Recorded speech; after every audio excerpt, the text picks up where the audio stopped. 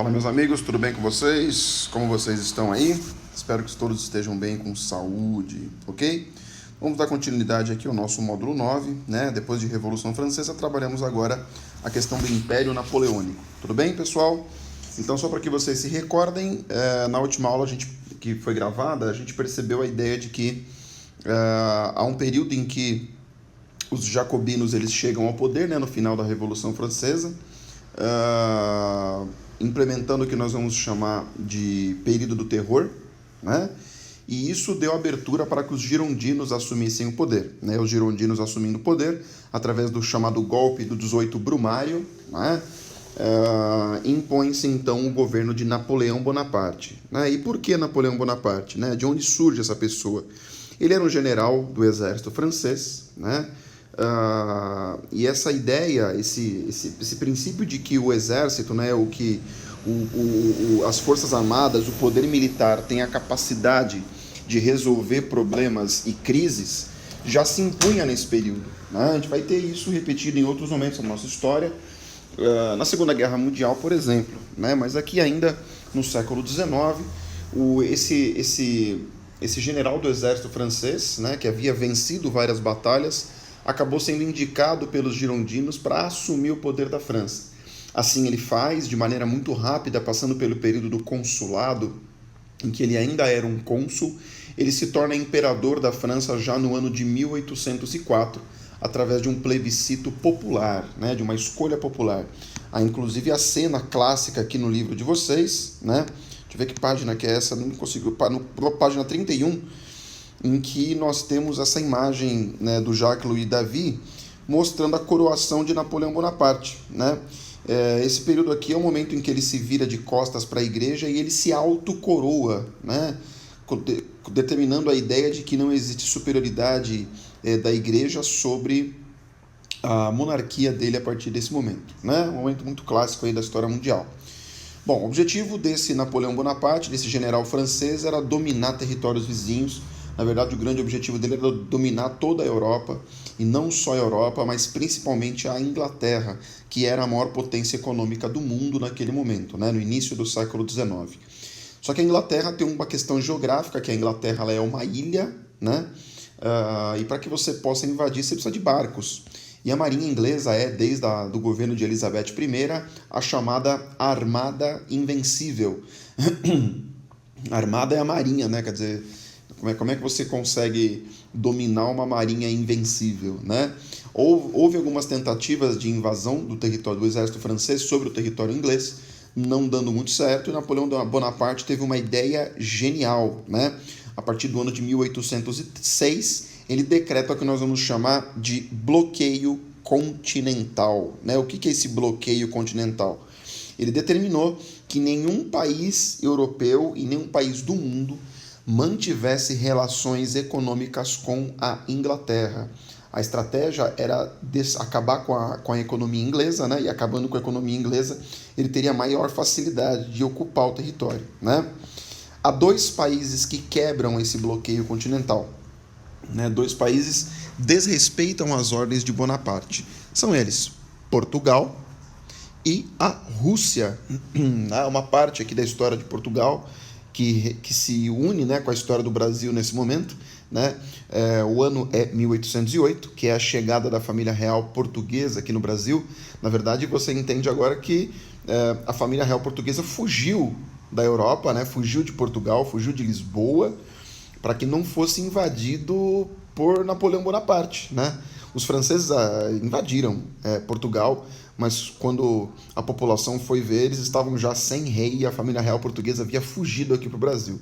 Mas isso é tema para outras aulas, quando a gente for tratar chegada da família real portuguesa no Brasil. Outro país que foi ocupado foi a Espanha, mas a grande derrota de Napoleão Bonaparte vai acontecer na campanha da Rússia, né? E por que isso? A Rússia desrespeita o bloqueio continental, ou seja, mantém relações econômicas com a Inglaterra, né? Quando Napoleão Bonaparte vai invadir a Rússia, o que ocorre é que nesse processo de invasão, os russos utilizaram uma estratégia que nós vamos chamar de estratégia da terra arrasada. Estratégia da terra arrasada. E o que é isso? É, os russos eles simplesmente queimavam plantações e casas quando percebiam que o exército de Napoleão vinha se aproximando. Aí você está pensando, nossa, mas que cara maluco, né? Que povo estranho que o faz, né? Pois é, essa população que vivia naquela cidade partia para a próxima cidade. E quando o exército chegava nessa próxima cidade, eles botavam fogo novamente nisso, na sua cidade e nas suas plantações. Qual era o objetivo disso, pessoal? O objetivo disso é fazer com que as provisões, ou seja, aquilo que se leva, né, alimento, água, acabe e o exército de Napoleão fique cada vez mais enfraquecido. O exército, o território russo é um dos maiores do mundo, né? E conforme eles foram avançando dentro do território russo, aquela terra arrasada, aqueles troços, né?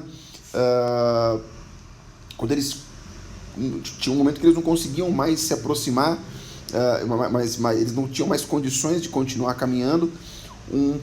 Uma outra questão vai vir sobre o exército de Napoleão, que é o inverno russo, né? O inverno vai castigar de fato o exército de Napoleão. A opção de Napoleão Bonaparte foi de voltar, né? Quando ele volta e se render, né? Ele volta para a França. Quando ele chega na França, quem está a esperar por ele é o exército inglês, né? Que o prende, né? E o prendendo vai enviá-lo à ilha de Santa Helena, né? Onde ele vai ficar preso. Peraí, deixa eu ver se eu encontro aqui, que eu não estou conseguindo encontrar o lugar que nós vamos... Aqui. Ele vai ficar preso, né, na ilha de Santa Helena, onde ele vai acabar sendo morto, vai morrer de velhice, né? Alguns estudos aí que apontam a morte de Napoleão Bonaparte por conta de um câncer de estômago, né? Mais importante a gente entender que pós-derrota napoleônica, pós-morte de Napoleão, nós teremos entre 1814 e 1815, isso aqui é muito importante, o Congresso de Viena. Qual foi o objetivo do Congresso de Viena, pessoal? Restabelecer as monarquias e os territórios dessas monarquias dentro do solo europeu. Deu para entender? É como se nós, se fizéssemos uma alusão aos jogos de videogame, né?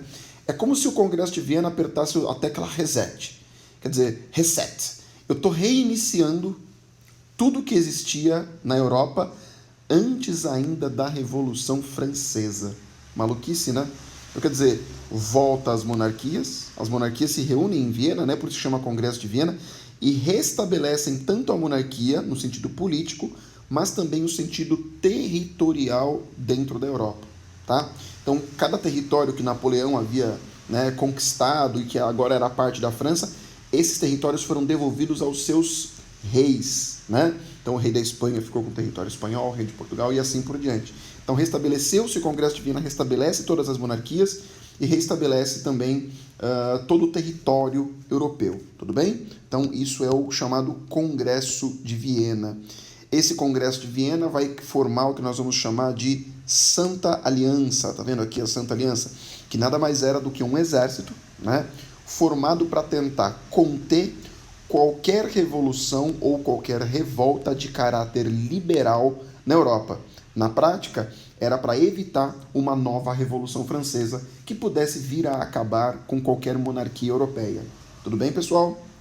Então, pós-Revolução Francesa, uma das consequências que nós podemos determinar é, por incrível que pareça, o fortalecimento das monarquias nacionais europeias. Tudo bem, galera?